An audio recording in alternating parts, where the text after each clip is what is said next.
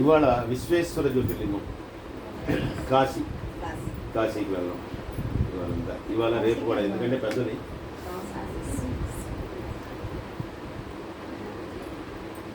అన్ని లింగాలు మీకు అందులో ఇందులో తేడా ఉంటుంది. నేను చెప్పేవి ఆ శ్లోకం వేరేగా ఇచ్చాడు, దీని ప్రకారం నేను చెప్తున్నాను.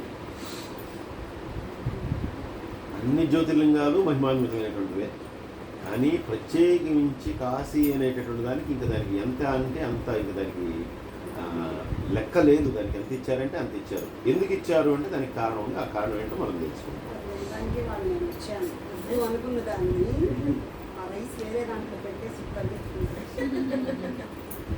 మనకి ఈ భూమి మీద కనిపించేటటువంటి ఏ వస్తువైనా సరే, ఏదైనా సరే, భూమి మీద ఉండేటటువంటిది ఏదైనా సరే అంతా కూడా నశించిపోయేటటువంటిది. మనం కంటితో చూడగలిగింది ఏది కూడా శాశ్వతంగా ఉండేటటువంటిది కాదు. కంటితో చూడలేనటువంటిది కేవలం జ్ఞానంతో మాత్రమే తెలుసుకోదగినది ఒక్క పరమాత్మ యొక్క స్వరూపమే, సచ్చిదానందమైనటువంటి ఆరూపుడు. అయితే అందరికీ కూడా అటువంటి జ్ఞానదృష్టి ఉండదు, అందరికీ కూడా అటువంటి మనోనిర్మలత్వం ఉండదు. కాబట్టి వాళ్ళందరూ ఎప్పటికీ తరించాలి? మానవలోకంలో ఉన్నటువంటి వాళ్ళు అటువంటి వాళ్ళు ఎలా తరించాలి? అందువల్ల కేవలం నిరాకార రూపంలోనే పరమాత్మ ఉంటాడు అనేటటువంటిది యథార్థమైన, సాకార రూపంలో కూడా వాళ్ళకి కనిపిస్తే కనుక ఆ సాకార రూపంలో ఉన్నటువంటి నన్ను చూసి వాళ్ళందరూ కూడా తరించిపోతారు, వాళ్ళందరూ కూడా నా అనుగ్రహాన్ని పొందగలుగుతారు. కాబట్టి వాళ్ళకి సాకార రూపంలో కూడా కనిపిస్తే బాగుంటుంది అనేటటువంటి ఒక కోరిక, ఒక ఆలోచన భగవంతుడికి కలిగింది. అటువంటి సాకార రూపంలో వచ్చినటువంటి అవతారమే శివ అని చెప్పి మనకి ఈ శివపురాణ అంతర్గతంగా చెప్తూ ఉన్నాడు. అలాగే స్త్రీ ఏమో శక్తి రూపంలో, పురుష రూపంలోనేమో ఈ శివ అనేటటువంటి పరమాత్మ. ఈ రెండు అంటే ప్రకృతి పురుషుడు శక్తి, ఈ రెండిటి యొక్క కలయికే, ప్రకృతి శక్తి ఈ రెండిటి యొక్క కలయికే ఈ సృష్టి అంతా కూడా. కాబట్టి స్వయంగా అలాంటి సృష్టిని నేను జరిపించాలి. ఆ సృష్టి జరిగిన తర్వాత నేను కూడా సాకార రూపంలో దర్శనమివ్వటానికి ఒక ప్రదేశాన్ని నేను ఏర్పాటు చేసుకోవాలి అని చెప్పి భగవంతుడికి కలిగినటువంటి ఆలోచన వలన ఇప్పుడు ఆయన ఒక పురుషుణ్ణి, శక్తిని రెండింటినీ కూడా సృష్టించాడు. సృష్టించిన తర్వాత మొత్తము అంటే సృష్టిలో ఏదీ లేనప్పుడు మొత్తం కూడా జలమయం, అంతా కూడా నీరే ఉంటుంది. అందుకే నారాయణుడు, ఆ నీటిలో శయనించినటువంటి వాడే ఆ విష్ణువు ఉన్నటువంటి ఆ పరమాత్మ. ఇప్పుడు వాళ్ళిద్దరు కూడా అంటే పురుషుడు స్త్రీ రెండు కూడా వచ్చిన తర్వాత ఎవరు కనపట్ల వాళ్ళకి, ఎవరు కనుక అసలు మనం ఎలా వచ్చాం, అసలు మనం ఎక్కడి నుంచి వచ్చాం, అసలు ఇంకెవరైనా ఉన్నారా, మనం ఒక్కడే ఉన్నామా అనేటటువంటి ఆలోచన వచ్చింది వాళ్ళకి. ఎవరు కనపట్ల, ఇటు చూసినా నీళ్ళు. ఇలాంటి ఆలోచనలో ఉండి అసలు ఏం చేయాలో తెలీదు, ఎందుకు వాళ్ళు ఉన్నారో తెలీదు, ఎవరు వాళ్ళని సృష్టించారో తెలీదు.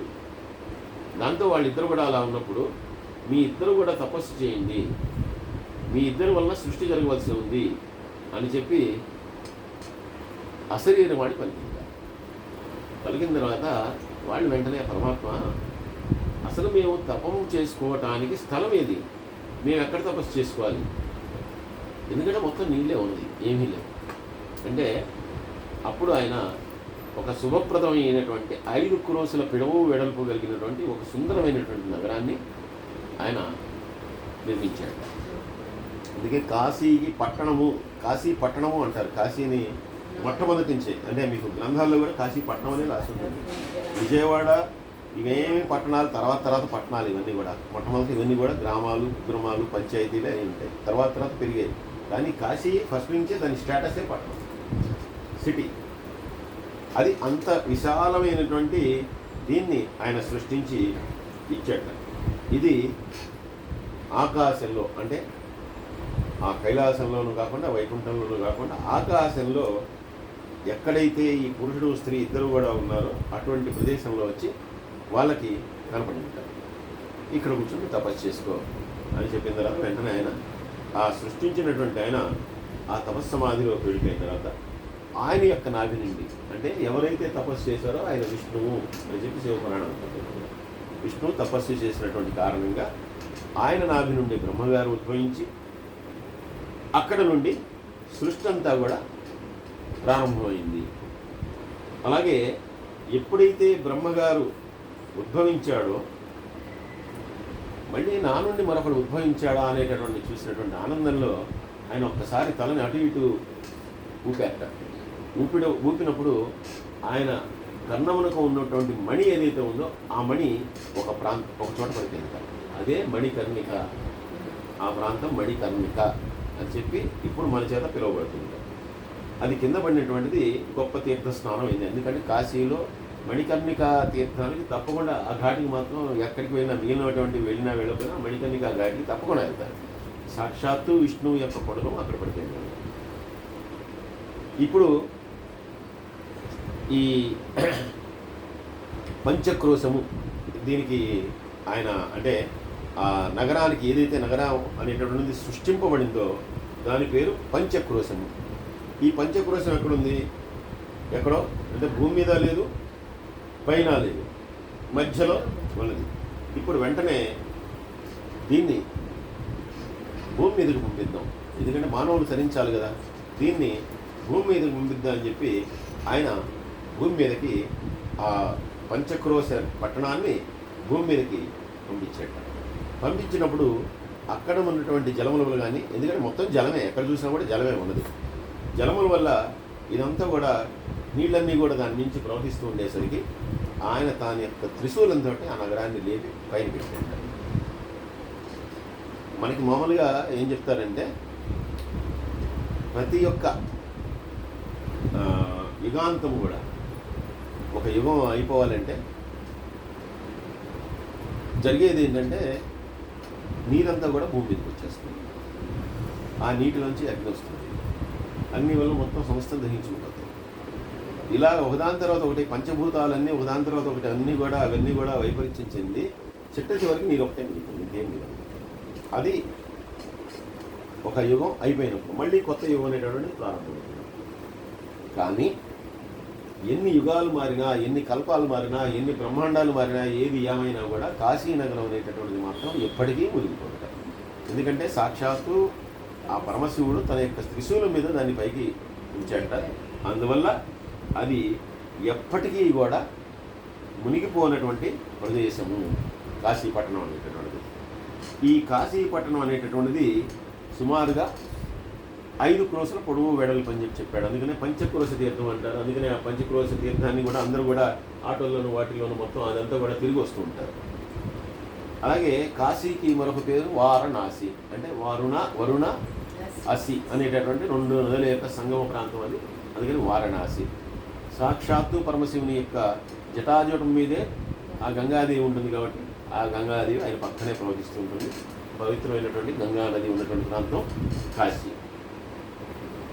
ఈ కాశీ అనేటటువంటిది కర్మబంధాలన్నింటినీ కూడా నాశనం చేసేటటువంటిది. అంటే మనం చేసినటువంటి పాపాల వల్ల కానీ, మనం చేసినటువంటి కర్మల వల్ల కానీ, దేని వల్లనైనా సరే మనకి ఏవైతే పాపములు అనేటటువంటివి మనకి కలుగుతాయో, మనకి చుట్టుకుని ఉంటాయో అవన్నీ కూడా కాశీ క్షేత్ర యొక్క దర్శనము వలన, కాశీ అనేటటువంటి నామాన్ని తలుచుకోవడం వలన అవన్నీ కూడా పోతాయి అని చెప్పి చెప్పబడింది. అందువల్ల సాక్షాత్తు ఆ పరమేశ్వరుడు తాను సృష్టించినటువంటి పట్టణం ఏదైతే ఉందో అది కాశీ. అలాగే తాను సాకార రూపంలో అక్కడ దర్శనం ఇవ్వాలి అందరికీ అని చెప్పి అనుకున్నటువంటి ప్రదేశం కూడా కాశీ. అందుకే ఆయన అవిముక్తుడు అనేటటువంటి పేరుతోటి, విశ్వనాథుడు అనేటటువంటి పేరుతోటి ఆ కాశీపట్టణంలో అక్కడ ఉండిపోయాడు. ఉండిపోయి అక్కడ అందరికీ కూడా వచ్చినటువంటి జనులకు అందరికీ కూడా ముక్తిని ప్రసాదిస్తున్నాడు.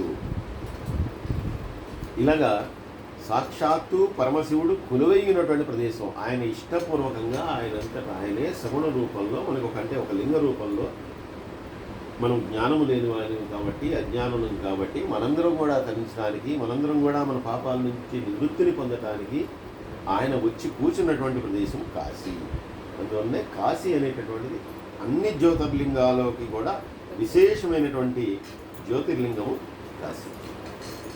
ఇలా కాశీ క్షేత్రంలో ఆ పరమశివుడు వచ్చిన తర్వాత అక్కడ ఉన్నటువంటి దేవాది దేవులందరూ కూడా ఆయన కోరుకున్నాక బ్రహ్మ విష్ణువులందరూ కూడా నిరంతరం మిమ్మల్ని పూజించడానికి ఇక్కడికి వస్తూ ఉంటారు. దేవతలందరూ కూడా ఈ ప్రాంతానికి వస్తారు. కాబట్టి మీరు శాశ్వతంగా మీ రాజధానిగా అది చేసుకోండి. అంటే కైలాసం ఆయన ఉండేటటువంటి ప్రాంతం అయితే కనుక రాజధాని కాశీ క్యాపిటల్. కాబట్టి మీరు సకల జీవుల్ని కూడా వాడిని ఉద్ధరింపజేయాలంటే మీరు ఎప్పటికీ కూడా కాశీలో ఉండాలి అని చెప్పి అన్న తర్వాత ఆయన కాశీ క్షేత్రంలో అలా ఉండిపోయి అందుకే దానికి క్షేత్రపాలకుడు కూడా మామూలుగా సాధారణంగా ఏంటంటే ఒక క్షేత్రంలో క్షేత్రపాలకుడు అంటే వేరే దేవతలు ఉంటారు. కానీ ఇక్కడ క్షేత్రపాలకుడు కూడా ఆయన అంశే అయినటువంటి కాలభైరవుడు అక్కడ క్షేత్రపాలకుడుగా ఉన్నాడు. అందువల్ల ఫస్ట్ కాశీ వెళ్ళినటువంటి వాడు మొట్టమొదటి కాలభైరవుడిని దర్శిస్తారు. కాలభైరవుడిని దర్శించి అక్కడి నుంచి కాశీ వచ్చి కాశీలో ఆ ఈశ్వరుడిని దర్శిస్తారు. అక్కడికి వెళ్ళినప్పుడు కూడా ఒక విచిత్రమైనటువంటి ఇది ఉంటుంది కాశీలో. అక్కడ కాలభైరవాష్టకం అందరికీ తెలుసు, మనం కూడా చదువుకున్నాం. ఆ కాలభైరవాష్టకం చదువుతూ చిన్న కర్రతోటి వీటి మీద కొడుతుంటారు అన్నమాట. అంటే ఈ కాలభైరవుని యొక్క అవతారం ఏదైతే ఉందో కేవలం ఒక ఉగ్రరూపం. కాలభైరవుడు అనేటటువంటిది ఒక ఉగ్రరూపం. ఆయన్ని కేవలం దండించడానికి మాత్రమే ఆ పరమశివుడు సృష్టించాడు, ఆయన అంశని సృష్టించాడు అనేటటువంటిది ఉంది. అలాగే మొట్టమొదట కాశీలో ఉన్నటువంటి ఆ కాలభైరవుడి దగ్గరికి వెళ్ళి ఆయనకు నమస్కారం చేసుకుని, అయ్యా మేము ఇప్పుడు మీ బాస్ దగ్గరికి వెళ్తున్నాం, అందుకని ఆ దర్శనాన్ని మాకు కల్పించండి అని చెప్తే ఆ వీటి మీద ఒక దెబ్బేసి అక్కడ ఆయన పంపిస్తారట. సరే వెళ్ళి ఇప్పుడు దర్శనం చేసుకో, విశ్వనాథ్ దర్శనం చేసుకొని. అందుకని కాశీ వెళ్ళినటువంటి వాళ్ళు మొట్టమొదట ఆ కాలభైరవుడిని దర్శించి తర్వాత ఈ దర్శనం చేసుకుంటారు. అలాగే ఈ కాలభైరవుడు ఎందుకు వచ్చాడు, ఈ అంశాన్ని ఎందుకు సృష్టించవలసి వచ్చింది? వీరభద్రుడిని సృష్టించాడు ఆయన. వీరభద్రుడిని ఎందుకు సృష్టించాడు? దక్షిణ యొక్క యాగాన్ని మొత్తం కూడా ధ్వంసం చేయడానికి వీరభద్రుడు అనేటటువంటి దీన్ని సృష్టించాడు ఆయన జటాజూటం నుంచి. అలాగే ఈ కాలభైరవుడి కూడా ఎందుకంటేట ఆయన ఒకానొక సమయంలో ఈ త్రిమూర్తుల్లో ఎవరు గొప్ప ఎవరు తక్కువ అనేటటువంటిది చిన్న వాగ్వివాదం జరిగింది. నేనంటే నేను గొప్ప అనేటటువంటిది. అప్పుడు ఈయన పరమశివుడు ఒక